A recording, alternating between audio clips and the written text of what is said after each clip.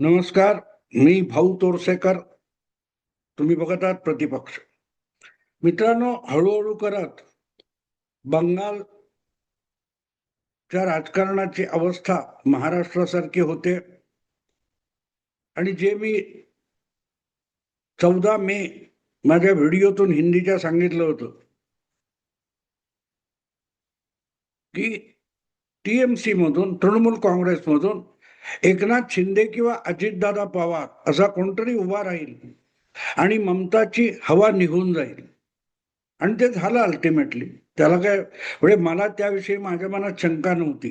ज्या प्रकारे ममता दिदी आपला पक्ष चालवत होता, तिथलं वातावरण होतं, निवडणुकीचे निकाल होते, त्यानंतर हे माझ्या डोक्यात क्लिअर होतं आणि मी मांडून टाकलं. मी पॉलिटिकली करेक्ट राहण्याचा अजिबात प्रयत्न करत नाही. आपण चुकलो, बरोबर आलो, पण त्यावेळेला प्रामाणिकपणे आपल्याला जे वाटतंय, आपल्याला जे दिसतंय ते बोललं पाहिजे. आणि जे लोक राजकारण आपल्याकडून समजून घेण्याचा गंभीरपणे प्रयत्न करतात त्यांच्यापासून कुठलीही लपवाछपवी करायची नाही, ही माझी भूमिका असते. आणि म्हणून मी बेधडक अगदी बंगालच्या बाबतीत गेल्या 4-5 महिन्यापासून मी जे बोलत होतो ते खरं झालं. याचं एकमेव कारण मी पॉलिटिकली करेक्ट राहिलो नाही. 4 लोक काय म्हणतील, माझे मित्र सहकारी पत्रकार काय म्हणतील, विश्लेषणाच्या क्षेत्रामध्ये आपली टवाळी होईल का, मला याची पर्वा नाहीये. मला जे वाटतं, प्रामाणिकपणे वाटतं, ते मी तुमच्या समोर मांडत असतो. आणि म्हणूनच बाकीचे सगळे गोंधळलेले असताना तब्बल 3 आठवड्यापूर्वी बंगालच्या राजकारणात ममता दिदी आणि त्यांचा पक्ष तृणमूल काँग्रेस यांची अवस्था 4 वर्षापूर्वीच्या महाराष्ट्रातल्या उद्धव ठाकरेंसारखी आणि उद्धव ठाकरेंच्या शिवसेनेसारखी होईल हे मी बोललो होतो. तर ती काय भविष्यवाणी नव्हती, ते दिसणारं सत्य असतं आणि ते मी बोललो होतो. पण आज जेव्हा मी या सगळ्या घडामोडींकडे बघतोय, ज्या प्रकारे ममता दिदी धरणं द्यायचा प्रयत्न करतायत, त्यांच्या पुतण्यावर हल्ला झालाय, या सगळ्यानंतर आपलं अस्तित्व टिकवण्याचा आणि दाखवण्याचा केविलवाणा प्रयत्न ममता दिदी करतात, तेव्हा मला त्यांच्यापेक्षाही केविलवाणे झालेले उद्धव ठाकरे आठवतात. कारण तुम्हाला आठवतं ना, नेमकी उद्धव ठाकरेंची भाषा आणि वक्तव्य आज ममता दिदी बंगालमध्ये राजोरोसपणे बोलत आहे. आठवतं तुम्हाला 20 जून 2022 आणि नंतर 30 जून 2022 आपल्या असून सगळं गेल्यानंतर उद्धव ठाकरे आपण किती शूरवीर आहोत आणि कोण राहिले कोण गेले याची आपल्याला पर्वा नाही हे दाखवण्यासाठी जी वक्तव्य करत होते, नेमकी त्याचा पुनरुच्चार सध्या ममता दिदी करतायत. जायचं त्यांनी निघून जावं, आपल्याला पर्वा नाही. पण जर तुम्ही प्रामाणिकपणे तुम्हाला कोण जातो आणि कोण राहतो याची पर्वा नसेल तर तुम्ही कायद्याची, नियमांची, कागदपत्रांची कसरत करून अजूनही पक्ष आणि पक्षावर नियंत्रण आपलंच आहे हे दाखवण्याचा केविलवाणा, लज्जास्पद प्रयत्न केला नसता. आता एवढं सगळं घडल्यानंतर तुम्हाला एक गोष्ट लक्षात यायला पाहिजे, जे गुवाहाटीला असताना एकनाथ शिंदे यांनी उघडपणे सांगितलं होतं, अरे आपण शिवसैनिक आहे. आठवतं, त्या गुवाहाटीच्या कुठच्या पंचतारांकित हॉटेलमध्ये 40 आमदार आपल्या समोर बसले असताना एकनाथ शिंदे यांचा एक व्हिडिओ आलेला होता आणि त्यामध्ये एकनाथ शिंदे आपल्या सहकाऱ्यांना धीर देताना सांगतात, चिंता करू नका, आपण शिवसैनिक आहोत, आपण लढणारे आहोत, आपल्या मागे महाशक्ती आहे. अर्थातच महाशक्ती म्हणजे भारत सरकार, मोदी सरकार आणि केंद्रीय गृहमंत्री अमित शहा. राजकारणातले आजचे चाणक्य म्हणून ज्यांची ओळख केली जाते ते अमित शहा आपल्या पाठीचे आहेत. आपल्याला घाबरण्याची गरज नाही. हा जो हवाला एकनाथ शिंदे गुवाहाटीमध्ये देत होते, नेमकी तीच गोष्ट अगदी हाकेच्या अंतरावर आसामपासून गुवाहाटीपासून जो बंगाल आहे त्याची आहे. किती उघडपणे अमित शहा किंवा भाजपवाले टीएमसीच्या फाटाफुटीबद्दल, तृणमूलच्या फुटाफुटीबद्दल एक अवाक्षर बोलत नसले तरीही त्या फाटाफुटीला प्रेरणा ही भारतीय जनता पक्षाची आणि अमित शहाची आहे, याबद्दल माझ्या मनात शंका नाही. अर्थात एक गोष्ट आहे की आज आमदार फोडून बहुमत मिळवणं हे उद्दिष्ट नाहीये. जून 2022 मध्ये उद्धव ठाकरे सरकार पाडण्यासाठी आणि भाजपला 145चा आकडा महाराष्ट्रात गाठण्यासाठी 40 आमदारांची गरज होती आणि त्यासाठी 40 आमदार घेऊन येणाऱ्या एकनाथ शिंदेना सगळी रसद भाजपने पुरवलेली होती. पण आज तशी कुठलीही गरज बंगालमध्ये भारतीय जनता पक्षाला नाहीये. त्यांच्याकडे ऑलरेडी 283 दोन तृतीयांश बहुमत आहे. पण त्याच वेळेला एक गोष्ट लक्षात घ्यायला लागते की 80 आमदार एक गठ्ठा जेव्हा ममता दिदींच्या पाठीशी आहेत, अशा ममता दिदींकडे राजकारणात हलकेपणाने बघून चालत नाही. त्या 80 आमदारांच्या बळावर ममता दिदी बंगालच्या राजकारणात आजही धुमाकूळ घालू शकतात. त्यांच्या पाठीशी लोकांचा पाठिंबा, आमदारांचा पाठिंबा, कार्यकर्त्यांचा भक्कम पाठिंबा असेल तर ममता दिदी ही वाघीण आहे.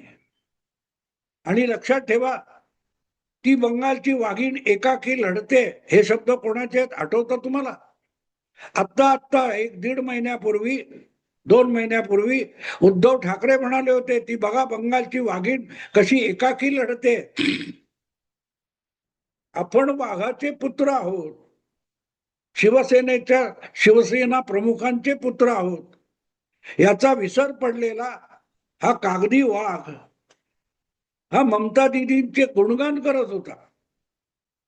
आणि तिथेच शंका आली होती की उद्धव ठाकरेंना ममता दिदी लढतायत असं वाटलं. याचा अर्थच ममता दिदी निवडणुकीत भुईसपाट होणार. कारण उद्धव ठाकरेंना मल्लीनाथी करता येत असेल, टोमणे मारता येत असतील, पण राजकारण कळत नाही आणि राजकारणाचा त्यांना बिलकुल अंदाज नाही. आणि म्हणूनच ममता दिदी लढतायत असं वाटलं उद्धव ठाकरेंना. त्याचा अर्थच ममता दिदी केविलवाणी धडपड करत होत्या, त्या हरणार याची खात्री उद्धव ठाकरे यांच्या वक्तव्यातून येत होती. पण असो, आज ममता दिदी उद्धव ठाकरेंची भाषा बोलायला लागल्या. जायचंय त्यांनी निघून ना. तुम्हाला आठवतं शिवसेनेत दुभंग झाल्यानंतर आणि एकनाथ शिंदे मुख्यमंत्री झाल्यानंतर गोरेगावच्या नेस्को कॉम्प्लेक्स मध्ये, संकुलामध्ये उद्धव ठाकरेंनी आपल्या कार्यकर्त्यांचा, पदाधिकाऱ्यांचा मेळावा घेतला होता. आणि त्यावेळेला संजय राऊत हे तुरुंगात होते. ते एका खुर्चीवर संजय राऊत असा कागद चिकटवलेला होता. आणि अशा वेळेला सुद्धा बोलताना उद्धव ठाकरे म्हणाले होते, अजूनही ज्यांना जायचंय त्यांनी चालते वा, गेट आउट. आठवतं तुम्हाला? आणि त्याही मेळाव्यामध्ये अगत्याने हजर असलेले तत्कालीन वायव्य मुंबईचे खासदार गजानन कीर्तीकर हे पत्रकारांशी बोलताना भाजप बरोबर युती तोडण्यात चूक झाली असं त्या मेळाव्यात पत्रकारांशी बोलताना सांगत होते. पण आपले कार्यकर्ते, आपले पाठीराखे, आपले सहकारी यांच्याशी विचार विनिमय करणं, त्यांच्याशी बोलाचाल करून निर्णय घेणं पक्षाचे, ही भूमिकाच ज्यांना उद्धव ठाकरेंना कळली नाही. त्यांना ममता दिदी पक्ष चालवतात म्हणजे काय हे कळू शकणार नाही. आणि म्हणूनच आपण जसा पक्षाचा चुथडा केला, पित्याच्या पक्षाचा चुथडा केला, तसा ममता दिदी स्वतःच्या पक्षाचा चुथडा करतायत. आपला पक्ष, आपली मेहनत मातीमोल करतायत. हे उद्धव ठाकरेंना कळण्याची बिलकुल शक्यता नव्हती. आणि म्हणूनच बघा ती वाघीण कशी लढते, अशी मल्लीनाथी उद्धव ठाकरेंनी केली होती. आज त्या वाघिणीची सुद्धा मांजर झाली आहे. नारायण राणेंचे सुपुत्र आणि महाराष्ट्राचे कॅबिनेट मंत्री नितेश राणे आदित्य ठाकरे दिसले की मांजरासारखं म्याव म्याव करून आदित्यला डिवचण्याचा प्रयत्न करतात. पण एकूणच उद्धव ठाकरे आणि आदित्य ठाकरे नाही, त्यांच्या नेतृत्वाखालची उरली शिवरली शिवसेना आहे. ती गेल्या 4 वर्षात हळूहळू करत म्याव म्याव करणारी, डरकाळी फोडू न शकणारी, रडकाळीचा आव आणणारी अशी एक मांजर होऊन गेलेली. आणि मला तब्बल 12 वर्ष जुन्या गोष्टी आठवतात. 2014 मध्ये शिवसेना भाजप युती फुटली किंवा भाजपने ती तोडली. त्यानंतर शिवसेनेला डिवचताना नाशिक किंवा जळगाव कुठेतरी भाषण करताना अमित शहा म्हणाले होते, हाँ बाला साहब के समय शिवसेना शेर थी, शिवसेना बाघ थी, लेकिन आज उसकी भीगी बिल्ली हो चुकी है. उद्धव ठाकरे यांच्या नेतृत्वाखाली शिवसेनेची भीगी बिल्ली झाली, मांजर झाली आणि डरकाळी फोडण्याचा आव आणत म्याव म्याव नित्य नेमाने चालू आहे. ही अवस्था त्यांनी करून घेतली. आणि त्यांना जर ममता दिदी या वाघिणीसारख्या लढतात वाटलं तर मग हा आपला थोरला भाऊ किंवा धाकटा भाऊ वाघच आहे म्हणून ममता दिदीने उद्धव ठाकरेंचं अनुकरण सुरू केलं तर नवल नव्हतं. आठवतं तुम्हाला, मुख्यमंत्री पद गेल्यानंतरच्या काळात पहिलं वर्षभर उद्धव ठाकरे एक गोष्ट परत परत बोलत होते, माझ्याकडे देण्यासारखं आता काही नाही. आठवतं, हात असे वर करायचे आणि म्हणायचं माझ्याकडे आता देण्यासारखं काही नाही. आज ममता दिदीची अवस्था नेमकी तशी झालेली आहे. आपल्या सहकाऱ्यांना, पाठीराख्यांना, समर्थकांना देण्यासारखं त्यांच्याकडे काहीही उरलेलं नाही. फार कशाला आपल्या पुतण्याला संरक्षण देण्याची स्थिती सुद्धा, ताकद सुद्धा ममता दिदीकडे राहिलेली नाही. किंवा आपल्या पाठीराख्यांना, आमदारांना, खासदारांना एकत्र बांधून ठेवेल अशी सत्तेची दोरी सुद्धा ममता दिदीकडे उरलेली नाही. आणि त्यामुळे ही बंगालची वाघीण निवडणूक निकालानंतर गेल्या 1 महिन्यात मुंबईच्या वाघाच्या पंक्तीत येऊन बसलेली आहे. काय ताटात पडतं का बघू. कारण त्यांच्याच पक्षात आता बंड झालंय. जसं इकडे एकनाथ शिंदेने बंड केलं होतं तसं वाघिणीच्या पक्षामध्ये ऋतुपत बॅनर्जी नावाच्या त्यांच्याच एका सहकार्याने बंडाचा झेंडा उभा केलाय आणि त्या बंडाच्या झेंड्याला मान्यता देत बंगाल विधानसभेच्या सभापतींनी ऋतुव्रत यांना विरोधी नेता म्हणून मान्यता देऊन टाकली. एका बाजूला ऋतुव्रत बॅनर्जी यांना विरोधी नेता म्हणून मान्यता मिळाली आहे, त्यांचाच गट हा खराखुरा तृणमूल काँग्रेस आहे, यालाही विधानसभेच्या सभापतींनी एक प्रकारे नेमणुकीतून मान्यता दिली आहे. आणि दुसरीकडे ममता दिदीच्या पुतण्याने अधिकृतरित्या विरोधी नेता म्हणून जे काही पत्र पाठवलं होतं त्याची सीआयडी इन्क्वायरी चालू आहे. तिथे सीआयडी समोर हजर राहताना वाघिणीच्या बछड्याची, पुतण्याची तारांबळ उडालेली आहे. आपल्याला सीआयडीच्या कचेरीत जावं लागू नये आणि वारंवार समन आल्यानंतर तोंड लपवायला जागा नाही म्हणून सोनारपूरला जाऊन खोटा खोटा आपल्यावर हल्ला अभिषेक बॅनर्जींनी घडवून आणला. त्याचं कारण 4 नासकी अंडी खाऊ पण सीआयडी समोर जायची हिंमत ह्या काय त्या मर्दामध्ये राहिलेली नाही, वाघामध्ये राहिलेली नाही.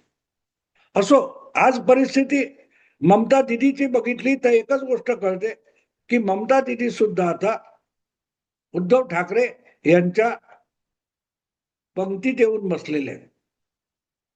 जसं सत्ता गेल्यानंतर, मुख्यमंत्री पद गेल्यानंतर उद्धव ठाकरे हे अत्यंत उतावळेपणाने महाविकास आघाडी आणि INDIA गठबंधनामध्ये अधिकाधिक कार्यरत झाले होते ऍक्टिव्ह झाले होते. बरोबर नेमकी अवस्था ममता दिदीची तशी आहे. पराभव झाला, भाजप सरकारच्या मुख्यमंत्र्याचा शपथविधी झाला आणि ममता दिदींनी अचानक तृणमूल काँग्रेसची चिंता सोडून आता दिल्लीत जाणार आणि इंडी गठबंधन अधिक सशक्त करणार अशी घोषणा करून टाकली. कशी गंमत असते बघा. जेव्हा गठबंधनात असता तेव्हा गठबंधनाची पर्वा नसते आणि पक्षाची पर्वा असते आणि पक्षाला धुळीस मिळवलं की मग यांना गठबंधन आठवतात. असो, आजच्या पुढची एकच गोष्ट आहे, क्रमाक्रमाने बघत राहा. जी दुर्दशा 2022च्या जून नंतर उद्धव ठाकरे यांची होत गेली, ती अवस्था आता येत्या काळामध्ये, येत्या काही महिन्यामध्ये ममता दिदीची होताना दिसणार आहे. त्यामुळे मुंबईच्या वाघाला आपली बहीण आता वाघीण होऊन आपल्या पंक्तीत बसली याचा आनंद झाला तर नवल नाही. असो, आत्ता थांबतो. आवडलं लाईक करा, शेअर करा आणि प्रतिपक्षाला सबस्क्राईब करा. नमस्कार.